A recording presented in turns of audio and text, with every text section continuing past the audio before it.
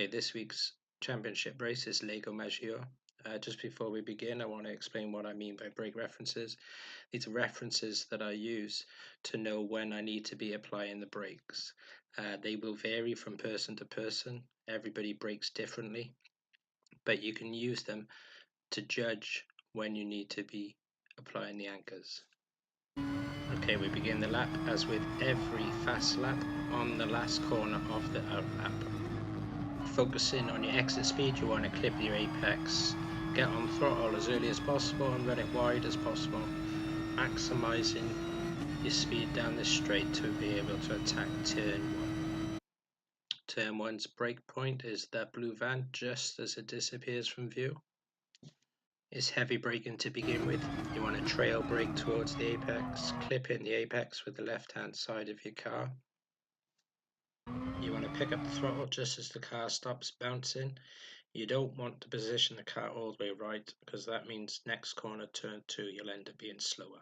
It's a very short acceleration zone just as the yellow marker disappears from view. When you be on your brakes, just scrubbing speed towards the apex.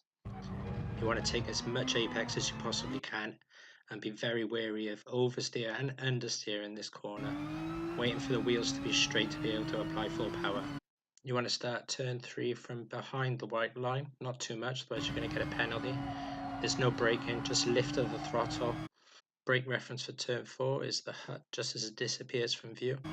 You want to brake, scrub speed towards the apex, and you want to take as much apex as possible. You want to get on the throttle early and wait for the wheels to be straight to get the full power. Brake reference for turn 5 is just as that curb disappears from view. Trail braking all the way to the apex. You want to clip the apex but not the yellow sausage curb. Pick up the throttle early and run the corner as wide as possible to maximize speed on exit.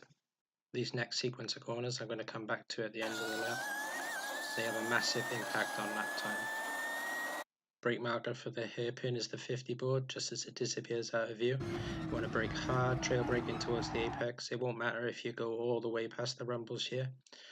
On the exit, it's important to wait for the car to rotate before you apply full throttle. This next sequence of corners, you want to start wide. They're all full throttle.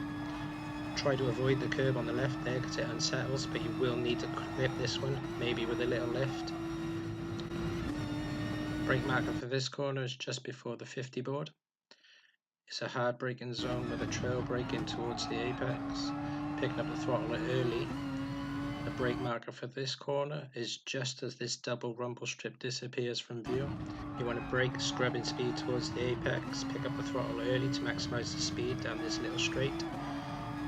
The brake marker for the final corner is just as the purple board on your left disappears from view. You want to turn in just as the rumbles disappear, clip that apex and get on the throttle as early as possible without running wide onto the grass.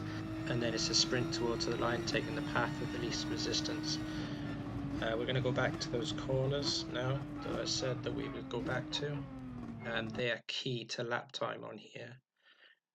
They can make you really slow or they make you really fast. Brake marker for the first corner in the sequence is just as you get to the red AstroTurf on your right hand side. You want to turn in, clipping the apex, taking as much rumble curb as you can here, setting yourself up for full throttle towards the next apex, which you want to take as much curb as you can again. Stay in full throttle. You may need a lift here just to make sure that you don't understeer out of the next section, but really you want to keep it as flat as possible all the way now to the brake marker for the hairpin. The reason why that set of corners is so important is you need to be as flat as possible throughout the entire sequence. Okay, so now we're going to look at the lap in its entirety. First brake marker for turn 1, just the blue van as it disappears from view. Trail braking towards the apex, stay in middle of the road, taking as much apex as you can for turn 2, getting on the throttle gently to avoid oversteer and understeer. Starting behind the line for this one, managing the understeer with lift-off throttle, brake scrubbing towards the apex, waiting for the car to settle to get the full power here as well. Okay, you need to spot your next brake reference, the curb just as it disappears from view. You want to trail brake towards the exit, gradually building up the power all the way out to the rumbles. This next sequence of corners is so important for your lap time. You want to set it up right for the first corner of the sequence, taking as much curb as you possibly can here, keeping your foot planted if at all possible.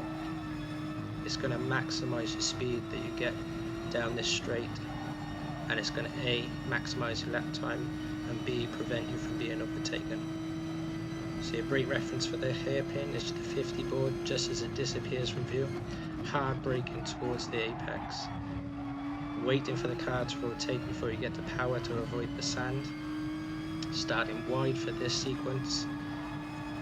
Avoiding that curb there because it may unsettle the car. Taking as much as you can there without getting a penalty. Brake marker for this one just before the 50 board. Trail braking towards the apex. Getting on the throttle early. Brake scrubbing here. Getting on the power early. Waiting for the final corner, the billboard on your left. Turn in just as the rumbles disappear, clip the apex and get the full throttle as soon as possible. Path of least resistance towards the finish line. Master that racing line at Maggiore and you're going to be setting rapid times.